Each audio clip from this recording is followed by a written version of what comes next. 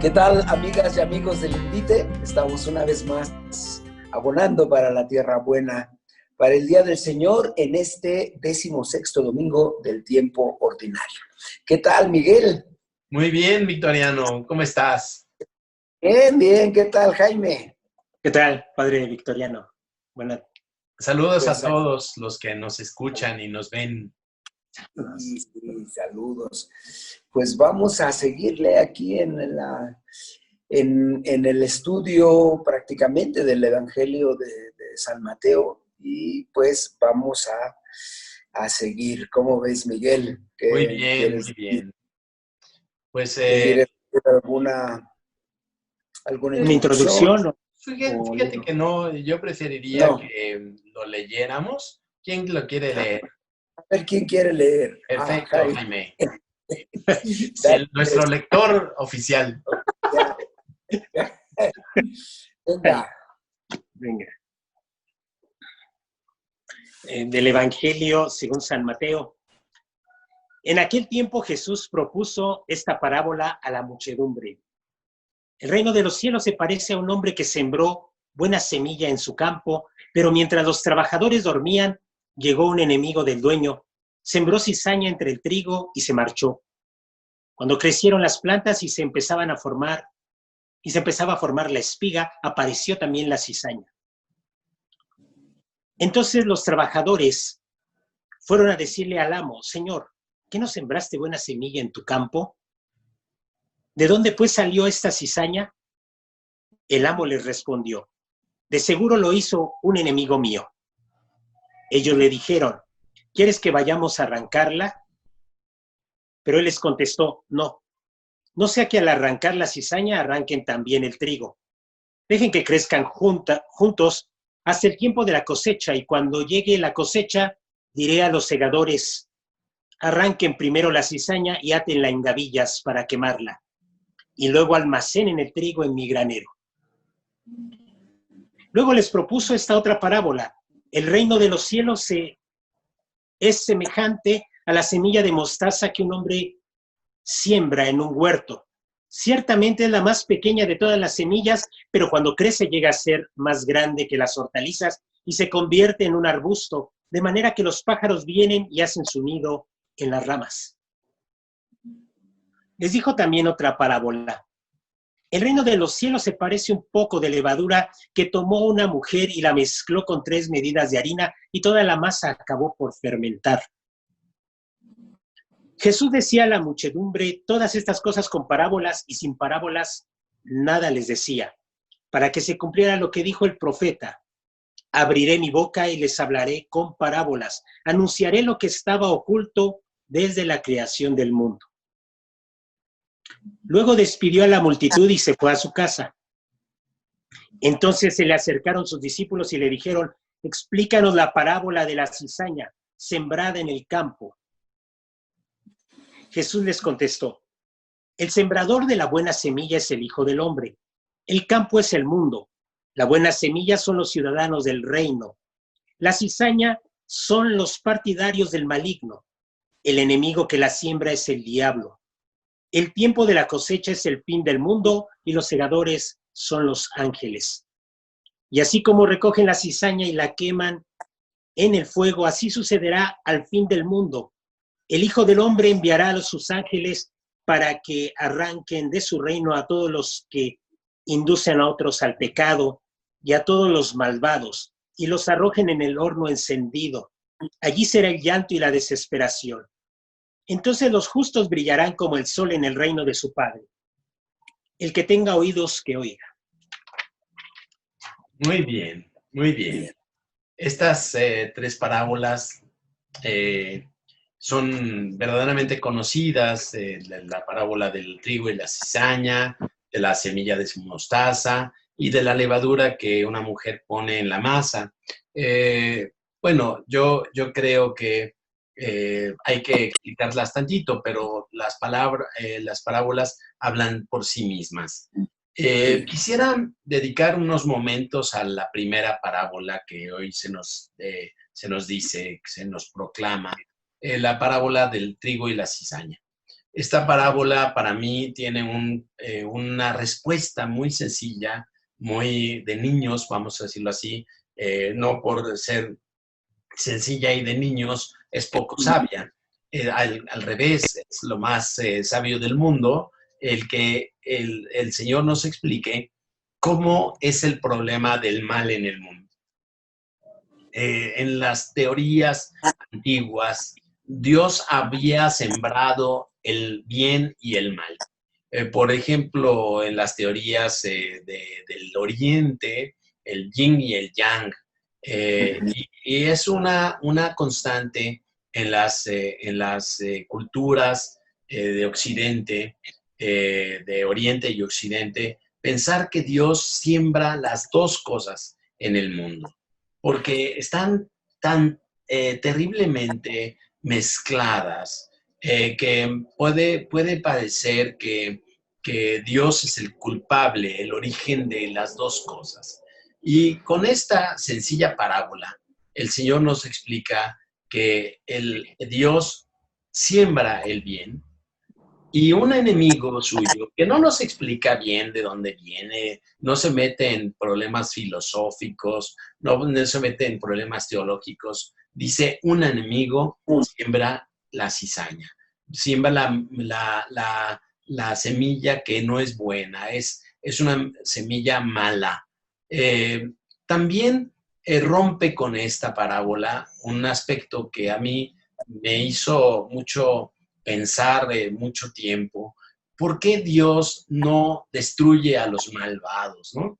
¿Por qué no arranca al niño que está bulleando a otro, al ladrón que le quita al trabajador que ha trabajado con ahínco durante un mes y que va a cobrar su sueldito y a la salida lo roban y lo matan? ¿Por qué Dios no elimina a los malos? Y entonces tenemos esta parábola que a mí me hace mucho bien escucharla. En mi pensamiento utilitarista, ¿no? En mi pensamiento dualista, un pensamiento que tiene la tentación de siempre estar separando a los buenos de los malos, ¿no? Yo soy de bueno y enfrente de mí están los malos. Entonces, ¿por qué Dios no elimina a los malos? Y a mí me hace mucho bien escuchar esta parábola que nos explica. El principio del mal no es un principio que Dios quiera. El principio del mal es un misterio, pero ya está allí.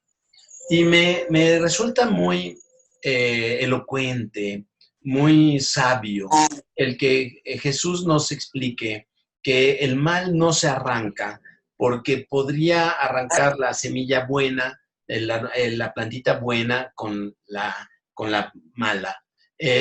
La cizaña es una planta tóxica, es una planta amarga y tóxica. Y entonces se parece mucho al trigo cuando son verdes.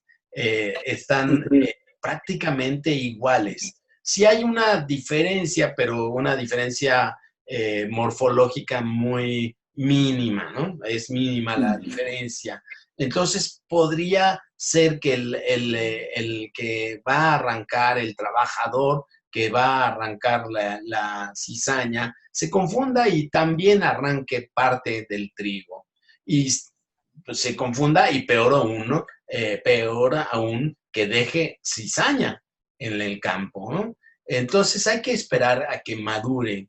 La maduración de la semilla, la planta, hace que la planta se convierta en dorada. Es una planta dorada. Ambas son doradas, pero la semilla del trigo, cuando llega a producir fruto, se dobla, se inclina. Y entonces la cizaña, que es una planta más bofa, se queda parada.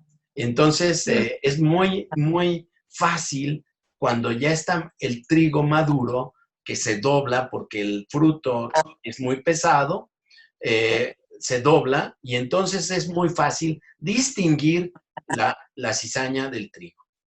Y esto tiene una enseñanza maravillosa, ¿no?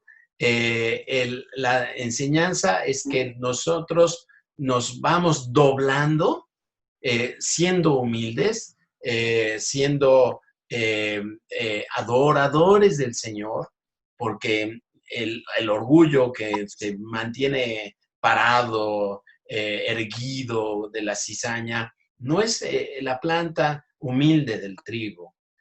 Nos doblamos por los frutos de la compasión, del amor, del perdón, nos doblan, y nosotros nos doblamos en la adoración del Señor. Y entonces la cizaña, que es una planta que sus frutos son muy bofos, muy etéreos, por decirlo así, sin consistencia, se mantiene erguida en una actitud soberbia. Eso es lo que lo distingue. Y yo me doy a la tarea de ver que en el proceso de la maduración, de la fe, nosotros somos una mezcla de bien y mal. El bien no está afuera de nosotros, ni adentro de nosotros. Ni el mal está afuera de nosotros, ni adentro de nosotros. Me refiero a que nos distinga de otros. No, todos somos buenos y malos, ¿no? Somos, como dicen los buenas cabras en el sentido de que somos malvados, pero a la vez intentando ser buenos. Somos ovejas y cabras a la vez. Somos bueno y malo. No es que estemos hechos como buenos y malos, porque estamos hechos buenos, pero la maldad ha penetrado nuestra fe, de nuestro ser, perdón, a tal punto que se mezclan.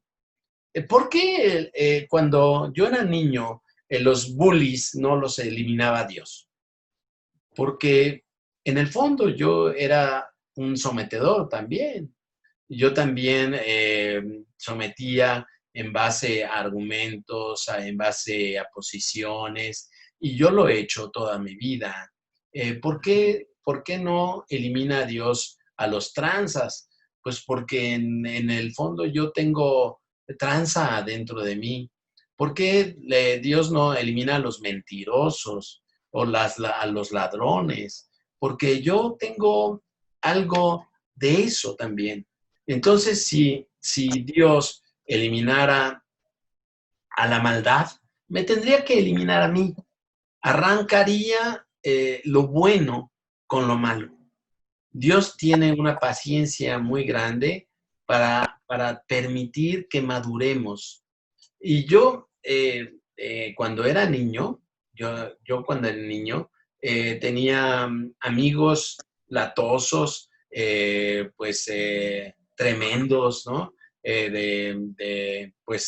Sus travesuras. Y yo era un niño muy mustio, ¿no? No hacía travesuras, pero en el fondo me divertía de las travesuras que hacían los demás. Eso Las es... planeabas. ¿Perdón? Las planeabas tú. Bueno, yo creo que también. Yo creo que también. Entonces, la mano que mueve la cuna. Sí. Pero la travesura, yo tengo amigos que fueron muy traviesos de niños, que si los hubiera cortado Dios por malitos, yo bonito y ellos malitos, hubieran truncado la posibilidad de la conversión. Porque ahora son personas muy valiosas.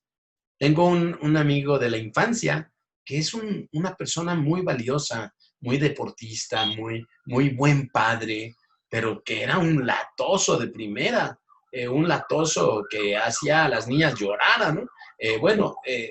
Sí me explico. Hay que esperar a que las cosas maduren y Dios tiene la paciencia para permitir que las buenas obras nos doblen a la larga. Yo creo que esta parábola a mí me da mucho gusto. Las otras dos parábolas las podría resumir en que el reino de Dios, que es justicia, paz y gozo en el Espíritu Santo, es el dominio del Espíritu Santo en nosotros, es el dominio de Dios, de la voluntad de Dios en nosotros, que nos hace parte de un reino que no tiene territorio, sino un reino personal, un reino que nosotros vamos luchando en contra de nuestro propio pecado para relucir en el reino de Dios. Pues a veces no coincide el hecho de que seamos de la iglesia con el reino de Dios. El Concilio Vaticano II dijo que el reino de Dios es más amplio que la iglesia. Nosotros podemos estar en la iglesia y no estar en el reino de Dios. Y viceversa, puede ser que una persona esté fuera de la iglesia y esté más adentro del reino de Dios que nosotros los sacerdotes, el Papa, los obispos, ¿no? Hay muchos episodios de la iglesia en los que pues ha habido faltas de congruencia, faltas importantes a la caridad, faltas de todos tipos, ¿no? Pero el reino de Dios tiene una fuerza que es la fuerza del bien. La fuerza del bien que nosotros tenemos que creer. En la semilla de mostaza y la levadura es la fuerza del bien que nosotros tenemos que creer. Si creemos en esa fuerza, despreciaremos verdaderamente la fuerza del mal. La fuerza del mal no es fuerza. La violencia no es una fuerza. La paz sí es una fuerza. El amor sí es una fuerza transformadora. Educamos a nuestros hijos con amor porque creemos en la fuerza transformadora del amor. Si no, los educaremos con odio. Pero el odio no nos sirve para nada. El odio se multiplica como odio. No es un formador, no es transformador, sino reproductor de sí mismo. Yo creo que estas tres parábolas son muy especiales. Sí, sí. Jaime. Víctor. Pues ya dijiste todo. No. ¿Qué nos deja, padre? Bien. ¿Qué nos deja? A ver, échale. Muy bien. No, me llama mucho la atención. Yo estoy muy pues en sintonía con lo que dices, Padre Miguel. Yo lo que a veces descubro en mí es como la tentación de los siervos de querer arrancar el mal, o sea, de quererlo hacer yo, ya sea fuera con los demás o de mí mismo. Es como algo ingenuo de decir, yo voy a arrancar el mal, yo voy a arrancar esa cizaña. Es a veces esa postura que pudiera también ser muy tramposa en mí, de querer yo tomar el papel de él y decir, yo lo hago. Entonces sí me llama mucho la atención esto de la maldad y bien. A mí me resonaba antes un poco esta parábola porque decía, ¿a poco si es buenos y malos? Pues ¿quiénes son los buenos? ¿Quiénes son los malos? Pues, ¿cómo es posible? Pero sí, es verdad, es esta maldad que está. Y luego cuando es también como para frenar un poco la visión que a veces pudiéramos tener de la iglesia como triunfalista, como que somos los mejores, los únicos, los auténticos. El mal también está en nuestra comunidad, en nuestras comunidades. Y el mal también está allí, entonces ni te apresures ni te precipites a arrancar como diciendo yo te voy a convertir, estás mal. Y es caminar con esa, pues como decías, esa humildad, esa sencillez. Realmente el mal también está en nuestra comunidad, está en nosotros, pasándolo a los diversos estratos, personalmente, comunitariamente, socialmente, está el mal. Y ya las otras parábolas también me llenan mucho porque habla del comienzo tan pequeño. El reino es un comienzo pequeño que no significa que te quedes así, sino que va creciendo, va madurando, va creciendo. pero el inicio es pequeño y a veces la pequeñez pudiera espantarnos.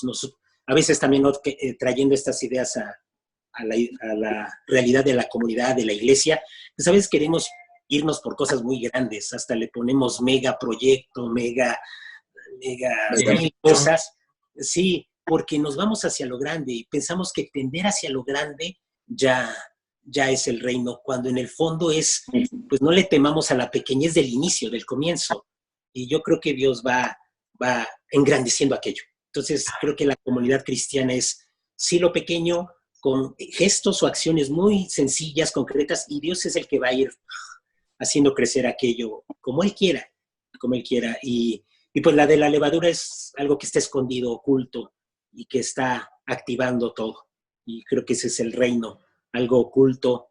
La iglesia tendría, bueno, ocupo estas trampas, pero bueno, tendríamos que ser ocultos, pero eficientes, ¿no? Eficientes. Somos levadura y nuestras acciones, por muy pequeñas que sean, que no nos sintamos menos, sino están siendo de verdad levadura para darle un carácter al mundo, a la sociedad de otra forma. Entonces, por ahí también yo voy a interpretar las parábolas.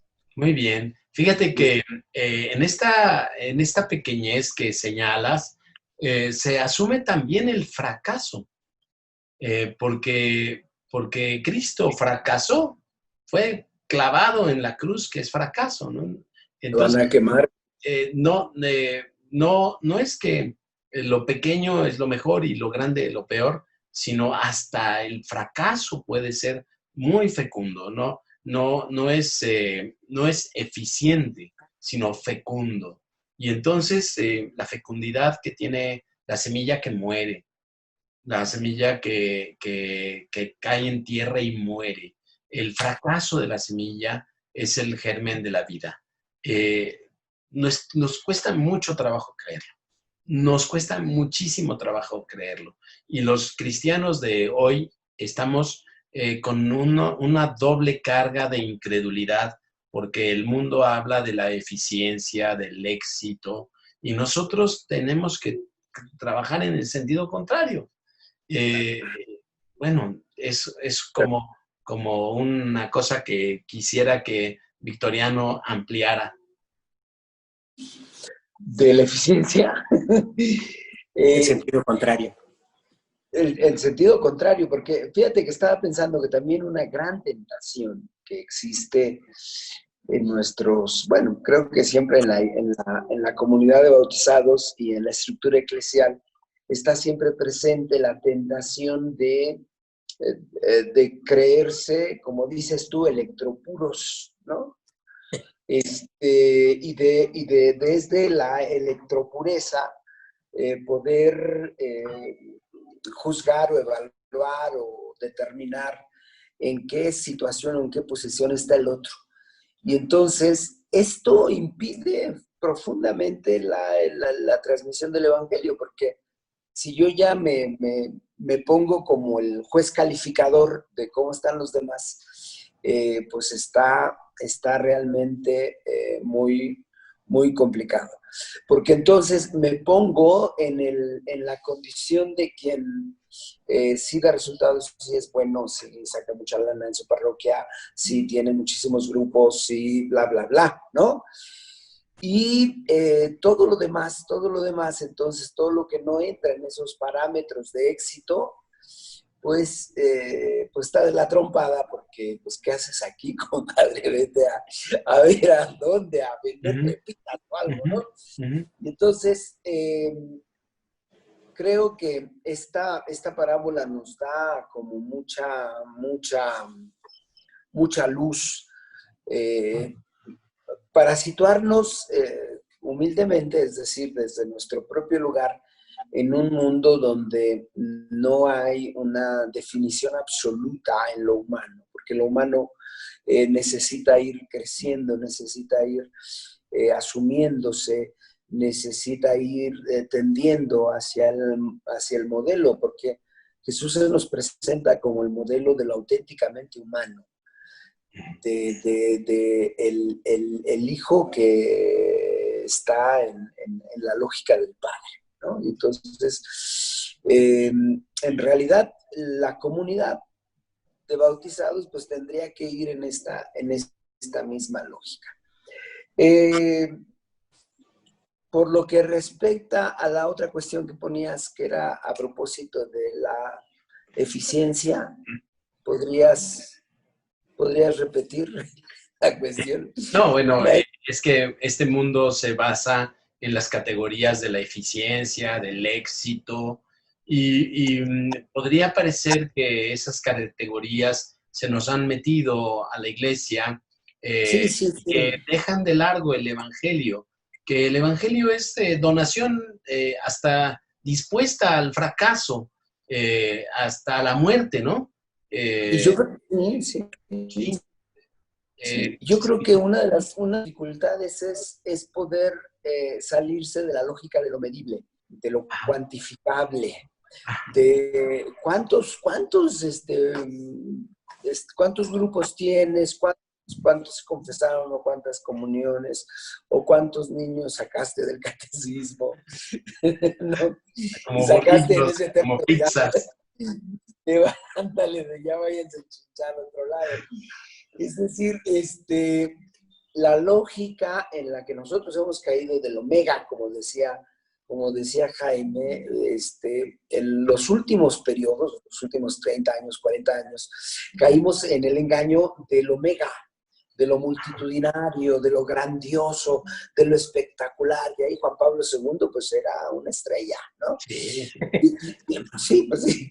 Y entonces eso permeó a las prácticas pastorales de nuestras comunidades y de nuestra arquidiócesis. Le comentaba una vez a mi terapeuta hace 2 años, cuando empezó eso de la megamisión, y le trataba yo de explicarle cómo era este asunto de la megamisión. Mi terapeuta no es católica ni cristiana. Y entonces se me quedó viendo y dijo, y después de la mega, ¿qué sigue? Lo micro, ¿no? Pues Y entonces, se convirtió en micromisión. Después del omicro sigue el omega. sí, Y claro, después del omega sigue el omicro. lo micro, ¿no? Pero en realidad la aproximación tendría que ser más a lo micro, es decir, más del tú a tú, de este anuncio que va construyendo, ¿no? Porque las palabras del reino, una de las cosas me parece que podemos entender es esta pequeñez que tú mencionabas, que no es algo gritado, ostentoso, escandaloso, ruidoso, Estridente. y que por lo tanto el riesgo de eso omega, ¿no? Que se hace, y los tambores y los platillos, pues se acabó, apenas explota y queda poco, Uf. ¿no? Ándale, puf. Ándale, así, puf, ¿no? Es decir, cuando la vida cristiana entonces se convierte en un espectáculo de plaza, de megas cosas, pues ya estamos hablando de otra lógica que poco, O parece que nada. poco o nada tiene que ver con el Evangelio, ¿no? Sí. Y entonces, híjole, es tremendo. Y necesitaríamos regresar a la medida de lo humano, de la comunidad, del tú a tú, del De lo mirarnos. simple. De lo simple. A mí me encanta este fracaso que estamos experimentando en la pandemia, porque estábamos acostumbrados a los eventos en donde teníamos 100 o 200 personas o 300 personas, y en esta pandemia el fracaso ha sido muy grande. Y yo creo que aquí puede ser un nuevo nacimiento de la iglesia, un nuevo nacimiento que la iglesia siempre están haciendo, pero Se renueva, ¿no? Se sí, renueva. es un golpe profundísimo a nuestros procederes, ¿no? Que venimos procediendo así desde hace 30, 40 años, 50 años, que fue un nuevo nacimiento, hace 50 años del Concilio Vaticano II. Entonces, hemos crecido y hemos construido iglesias enormes Mega. pues megas que destacan en el panorama de la ciudad, pero ahorita se están quedando vacías, ahorita están cerradas. Entonces, es un fracaso muy grande, pero por fracaso digo un nacimiento. Si el grano de trigo no cae en tierra y muere, no da fruto, pero si cae en tierra y muere, pues produce un fruto abundantísimo, del 100 por 1, del 60 por 1. El, el fruto nos dobla humildemente. La soberbia de la cizaña, pues el fruto bofo, como estas posiciones de mega, bueno, son bofos. Me acuerdo mucho que cuando se planteaba la megamisión del año pasado, se hablaba de un concierto, megaconcierto en el Zócalo y que íbamos a invitar a no sé qué artistas. Pasó ¿No? ¡Puf! solo un articulito desde la fe y punto, la megamisión hizo pum. Fue un chispazo. Ahora tendremos que aprender la lección.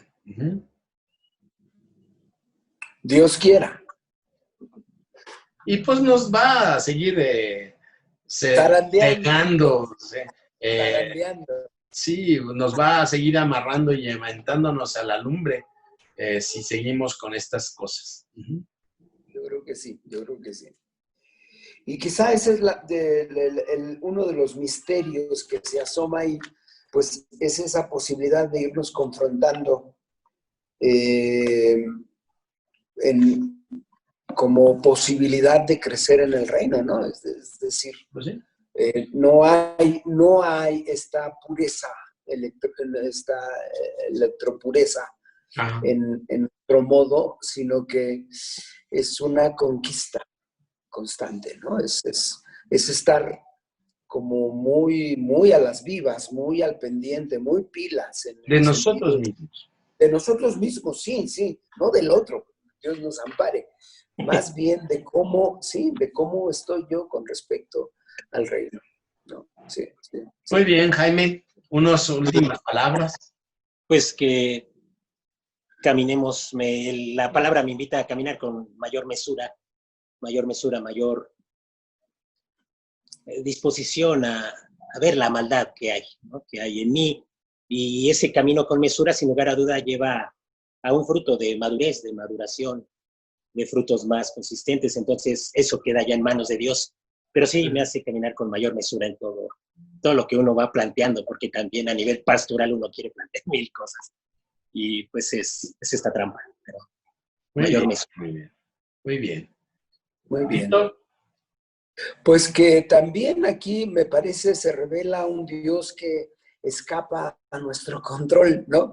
Tú decías, cuando yo era niño, pues Dios no exterminaba a los abusivos, ¿no? Es decir, Dios escapa y esto es consistente en el Evangelio, a nuestro control. Nosotros no podemos controlar a Dios. Muy bien. Pues gloria a Dios que no lo podemos controlar. Qué bueno que no lo podemos controlar. Pero es una tentación. Por eso sí, una tentación muy grande. Una tentación constante. A veces la oración cae en ese intento de control, ¿no? Pero hay que estar muy atentos. Bien, pues yo creo que es suficiente. Ya tenemos mucho trabajo que hacer. Y pues les doy las gracias por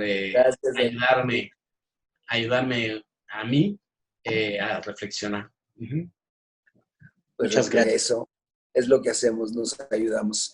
Pues bien, amigas, amigos, ahí está nuestra tarea para vivir mejor en el reino, siempre con la esperanza de que pues Dios al final es el que recoge los frutos buenos que podamos ir produciendo.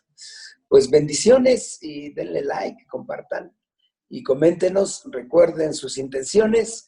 Tenemos este día para que las puedan poner en la caja de comentarios y poder el domingo ofrecer la misa por sus intenciones. Muy bien. Bendiciones. Bendiciones. Gracias. Gracias.